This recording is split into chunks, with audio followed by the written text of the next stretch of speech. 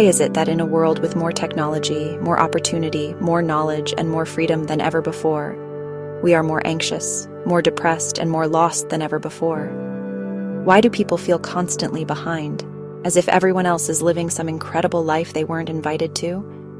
Why is there this constant ache in the soul, a kind of emotional itch we can't scratch, even when everything on the outside looks okay? The answer, I believe, lies in a single word: FOMO, the fear of missing out. But this isn't just a modern slang term.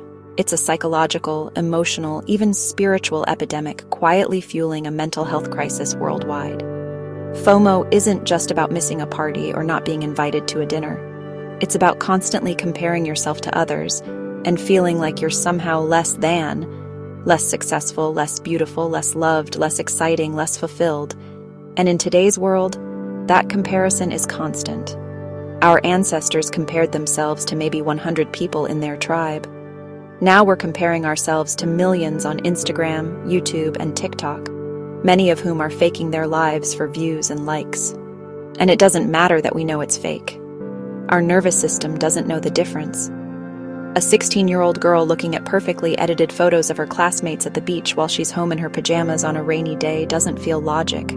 She feels shame. She feels like her life is dull, her body is wrong, and her story is small. That constant comparison is like a low-grade fever that never goes away. And when everyone else seems to be living their best life, we feel like we're somehow failing at life. But here's the thing. FOMO is not a flaw in us. It's not a sign of weakness or immaturity. It's evolutionary.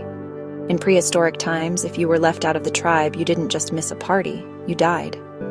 Rejection meant isolation, and isolation meant death. That's why our brains evolved to fear exclusion. It was literally dangerous. Fast forward to now, and being left out of a group chat or seeing friends hang out without you can trigger the same part of the brain as physical pain. That's not an opinion. It's neuroscience. UCLA studies using fMRI scans showed that social exclusion lights up the same brain regions as a punch to the stomach. That's how deep this runs. But what makes it worse is that we now live in a capitalist marketing machine that profits off this ancient fear. The entire advertising industry, worth over $600 billion, is built to make you feel like you're missing out. You're missing out on the newest phone, the latest fashion, the perfect vacation, the best relationship. That car you drive? Not enough. That body you have? Not sexy enough. That job you work? Not impressive enough. You are not enough. That's the unspoken message we're sold every single day.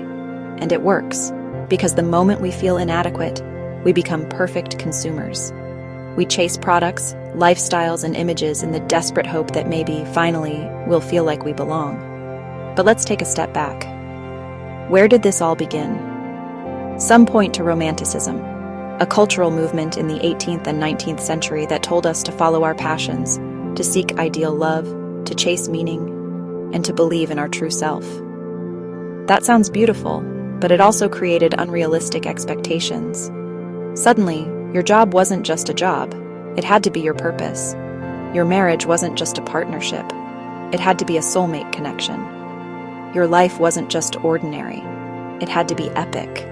This belief system that we're supposed to be special, chosen, and extraordinary is constantly reinforced by movies, Instagram influencers, and self-help gurus saying, live your truth, be unforgettable, follow your passion.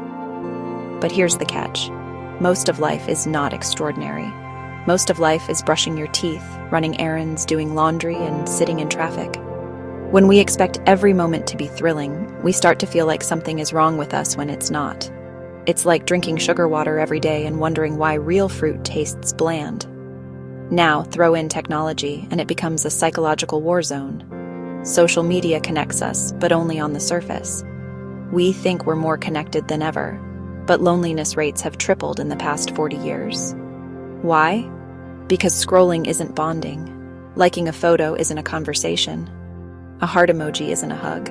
We're replacing deep emotional connection with likes, followers, and views, and it's hollow. In fact, the more time teens spend online, the more anxious and depressed they become, according to studies from the National Institutes of Health.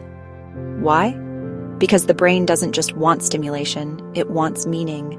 It wants belonging, and apps that were built to connect us are now designed to addict us, using variable reward systems, just like slot machines. That's why TikTok feels so irresistible. It's not your fault, it's design, but it's changing our brain chemistry. Dopamine spikes, then crashes, and over time we need more likes, more views, more novelty to feel anything at all. This isn't just theory. Look at real life. Have you ever felt anxious after seeing friends hang out without you? Or irritated that your vacation wasn't as pretty as someone else's photos? Or suddenly questioning your life path because a 22-year-old just bought a house and started a business? That's FOMO. But it's not just your insecurity talking.